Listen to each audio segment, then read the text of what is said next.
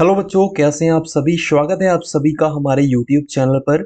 इस वीडियो में बच्चों हम 8 ग्रेड अभ्यास पुस्तिका कक्षा 6 जो कि सामाजिक विज्ञान की आपको स्कूलों से दी गई है, उसका फुल सॉल्यूशन इस वीडियो में देखने वाले हैं। देखिए बच्चों, कक्षा 6 की सामाजिक विज्ञान की 8 ग्रेड अभ्यास पुस्तिका इस वीडियो में हम सॉल्व करने वाले हैं। अगर आप इस चैनल पर नए हैं तो चैनल को सब्सक्राइब जरूर कीजिएगा। कुछ इस प्रकार से देखिए, आपको स्कूलों से बुक दी गई है और इसका सॉल्यूशन हल आपको करना है।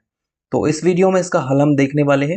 देखिए, कुछ इस तरीके से बच्चों आपको ये बुक है और कुछ इस प्रकार से आपको ये दी गई है और इसी तरीके से बच्चों आपको यहाँ पर सभी बुकों के सॉल्यूशन मिलेंगे। तो अगर आप इस चैनल पर नए हैं तो चैनल को सब्सक्राइब जरूर करेंगे। देखिए, कुछ इस तरीके से पहला पार्ट आपको दिया गया है, विषय भारत एवं विश्व भूभाग एवं उनके निवासी, जिसमें अध्याय 1 है बच्चों आपका पृथ्वी पर स्थानों की स्थिति। इस वीडियो में पार्ट 1 का फुल सॉल्यूशन हम देखने वाले, साथ ही सभी अध्याय जितने भी दिए गए हैं आपको सभी 8 ग्रेड पुस्तिका में सबके सॉल्यूशन इस चैनल पर आपको प्रोवाइड करवाए जाएंगे। तो अभी तक आपने इस चैनल को सब्सक्राइब नहीं किया बच्चों तो सब्सक्राइब कर लीजिए, निश्चित तौर पर इस चैनल से आपको हेल्प मिलने वाली है। तो चलिए शुरू करते हैं इस वीडियो को। जो बच्चे चैनल पर नए हैं चैनल को सब्सक्राइब जरूर करेंगे। चलिए बच्चों, देख लेते हैं। सबसे पहला क्वेश्चन आपके सामने, सही विकल्प चुनकर लिखिए। पहला विकल्प आपके सामने देखिए, प्राकृतिक आकृति पर्वत पठार मैदान और नदियों को दर्शाने वाला मानचित्र का प्रकार है, कौन सा है? तो राजनीतिक मानचित्र, भौतिक मानचित्र, थीमेटिक मानचित्र या फिर आपका रेखाचित्र मानचित्र। तो सही उत्तर बच्चों आपका भौतिक मानचित्र यहाँ पर हो जाएगा। यहाँ पर आपके 1 नंबर पक्के हो चुके हैं। पूरे बच्चों आपको एक एक क्वेश्चन के आंसर यहाँ पर बताए जाएंगे, तो वीडियो को लास्ट तक जरूर देखते रहिएगा। इसके बाद देखिए, दूसरा प्रश्न आपके सामने की सेतु का प्रतीक चिन्ह है। तो सेतु का प्रतीक चिन्ह बच्चों आपका सी वाला हो जाएगा। सी वाला सही उत्तर है। तो उत्तर में आपको सी वाला इस तरीके से बना देना है बच्चों, ये आपका दूसरे का उत्तर हो जाएगा। इसके बाद एक तीसरा प्रश्न आपके सामने कुछ इस प्रकार से है कि कई शताब्दियों पूर्व भारत की स्वयं की एक प्रमुख यामोत्तर थी जो कि इस नगर के मध्य से गुजरती थी, कौन से? उज्जैनी, मुंबई, दिल्ली या फिर कुरुक्षेत्र। तो सही उत्तर हो जाएगा बच्चों यहाँ पर उज्जैनी। तीसरे वाले का सही उत्तर आपको उज्जैनी लिख देना है। इसके बाद देखिए, चौथा प्रश्न आपके सामने है कि क्या है चौथा प्रश्न, कि भारत मानक समय ग्रीनिच मीन टाइम जीएमटी पर स्थानीय समय से आगे होता है, कितना आगे होता है? तो इसका उत्तर आपको लिखना है ए वाला, 5 घंटे 30 मिनट। ये इसका चौथे का उत्तर आपको हो जाएगा विकल्प का। इसके बाद देखिए, पांचवा प्रश्न आपके सामने की पृथ्वी अपनी धुरी पर एक चक्कर पूरा घूमती है, 12 घंटे में घूमती, 24 घंटे में, 36 घंटे या फिर 48 घंटे में। सही उत्तर हो जाएगा बच्चों इसका 24 घंटे में। ये आपके पांचवें प्रश्न का उत्तर हो जाएगा। इसी प्रकार से पूरी बुक का सॉल्यूशन हम करने वाले हैं। अगर आप इस चैनल पर नए हैं तो चैनल को सब्सक्राइब जरूर करेंगे। छठवां प्रश्न आपके सामने कुछ इस प्रकार से दिया गया है बच्चों की, रमा पूर्व दिशा की ओर जाते समय अपनी बाईं ओर मुड़ जाती है, तो वह किस दिशा में ओर जा रही है? पूर्व में जा रही, पश्चिम में जा रही, उत्तर में जा रही है, फिर दक्षिण में जा रही? सही उत्तर इसमें सी करके उत्तर आपका हो जाएगा। ये आपका इसका उत्तर होगा। इसके बाद सातवां आपका प्रश्न है बच्चों इसमें कि मानचित्र का मुख्य घटक नहीं है, दूरी नहीं है, आरेख नहीं है, दिशा नहीं है, फिर प्रतीक चिन्ह नहीं है। तो आरेख नहीं है, तो बी वाला इसका सही उत्तर बच्चों आपका होगा, आरेख। इसके बाद देखिए, आठवां प्रश्न आपके सामने क्या है कि पृथ्वी को उत्तरी गोलार्ध तथा दक्षिणी गोलार्ध में विभाजित करने वाली रेखा है, कौन सी? कर्क रेखा है, मकर रेखा, देशांतर या फिर भूमध्य रेखा? तो बच्चों इसका उत्तर हो जाएगा भूमध्य रेखा। ये इसका सही उत्तर आपका हो जाएगा। इसके बाद ही कुछ इस तरीके से आपका नौवा आपके सामने है कि भूमध्य रेखा के चारों ओर सामान्यता होती है उष्ण जलवायु, शीतोष्ण जलवायु, शीत जलवायु, समशीतोष्ण जलवायु। सही उत्तर हो जाएगा बच्चों उष्ण जलवायु, इसका उत्तर हो जाएगा। 10वां आपके सामने प्रश्न है कि ग्लोब पर किसी स्थान की स्थिति को दर्शाने के लिए आवश्यक है, क्या आवश्यक है? अक्षांश और देशांतर रेखाएं। तो सी वाला इसका सही उत्तर हो जाएगा। यहाँ पर आपके विकल्प कंप्लीट हो चुके हैं। तो अभी तक वीडियो को लाइक नहीं किया तो लाइक कीजिए, चैनल को सब्सक्राइब कीजिए। चलिए, इसके आगे आपके खालिस्तान दिए गए बच्चों, चलिए इसको हम देख लेते हैं कैसे आपको सॉल्व करना है। दिए गए शब्दों में से चुनकर रिक्त स्थान भरिए है। कुछ इस तरीके से शब्द आपको यहाँ पर दिए गए हैं बच्चों, इसकी सहायता से आपको खालिस्तान को भरना है। ये आपके सामने है कि मानचित्रों की पुस्तक खालिस्तान कहलाती है, तो एटलस कहलाती है, आपको लिख देना है। बी हो जाएगा, ग्रेगोरियन कैलेंडर का उपयोग खालिस्तान स्तर पर किया जाता है, तो अंतरराष्ट्रीय हो जाएगा, अंतरराष्ट्रीय स्तर पर किया जाता है। सी के किसी मानचित्र में स्थान विशेष पर पाए जाने वाले खनिज को दर्शाया गया है, वह मानचित्र खालिस्तान कहलाएगा, तो थीमेटिक कहलाएगा, थीमेटिक कहलाएगा। डी है कि ग्लोब पर एक ग्रिड खालिस्तान और खालिस्तान रेखाओं से मिलकर बनती है, तो अक्षांश और देशांतर रेखाओं से। ये आपको लिखना है। इसके बाद ई है कि प्रमुख या मूलतर को खालिस्तान से अंकित किया जाता है, तो बच्चों 0 अंश से जो अंकित किया जाता है ये आपको लिखना है। यदि वीडियो आपको स्पीड में लग रही है बच्चों तो रोक रोक कर वीडियो को लिखना है।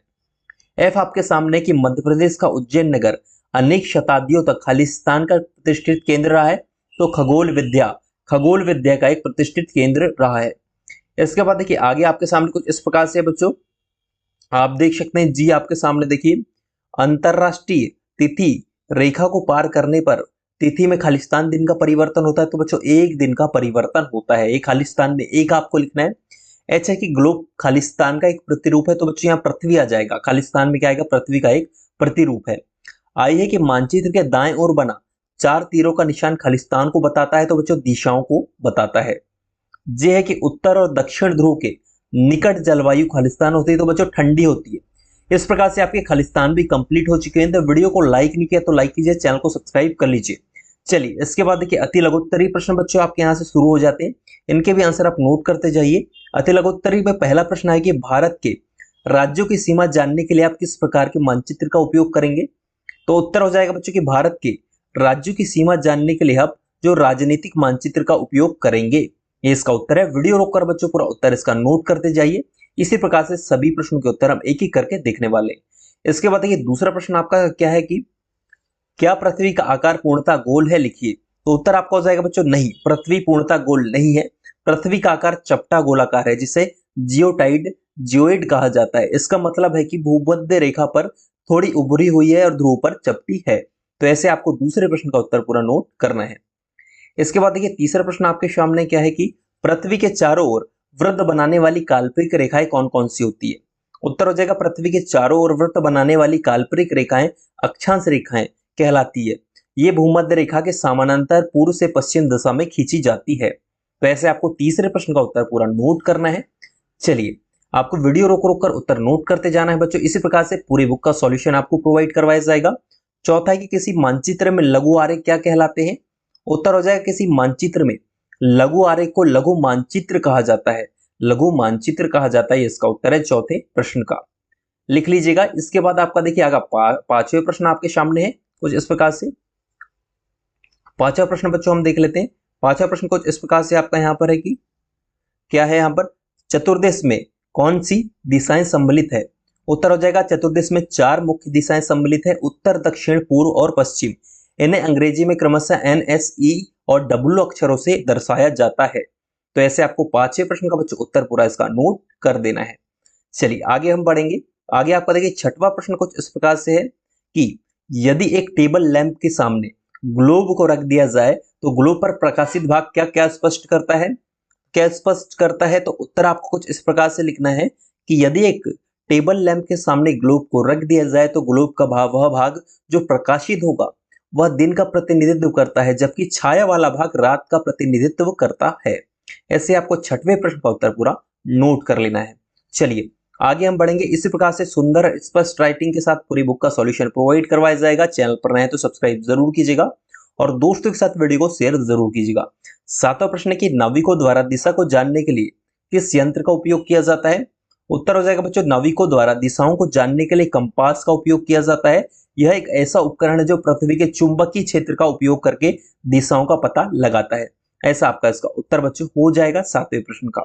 इसके बाद देखिए आठवां प्रश्न आपके सामने की पृथ्वी के किसी स्थान का पता किन रेखाओं से लगाया जा सकता है।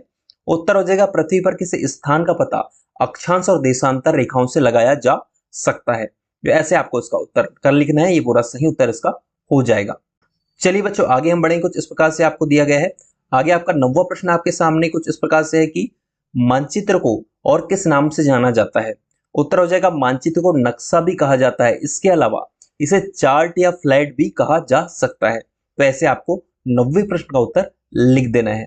ऐसे ही सभी प्रश्नों के उत्तर एक एक करके हम देखते जाएंगे, वीडियो को लास्ट तक देखते रहिए। 10वां प्रश्न आपके सामने है कि ग्लोब पर देशांतर रेखाओं की कुल कितनी संख्या है। तो उत्तर हो जाएगा बच्चों ग्लोब पर देशांतर रेखाओं की कुल 360 है संख्या। आपको ये उत्तर नोट करना है आपकी बुक में, 8th ग्रेड की बुक में। चलिए इसके बाद लघुत्तरीय प्रश्न बच्चों आपके यहाँ से शुरू हो जाते हैं, इनके भी उत्तर हम देखते हैं।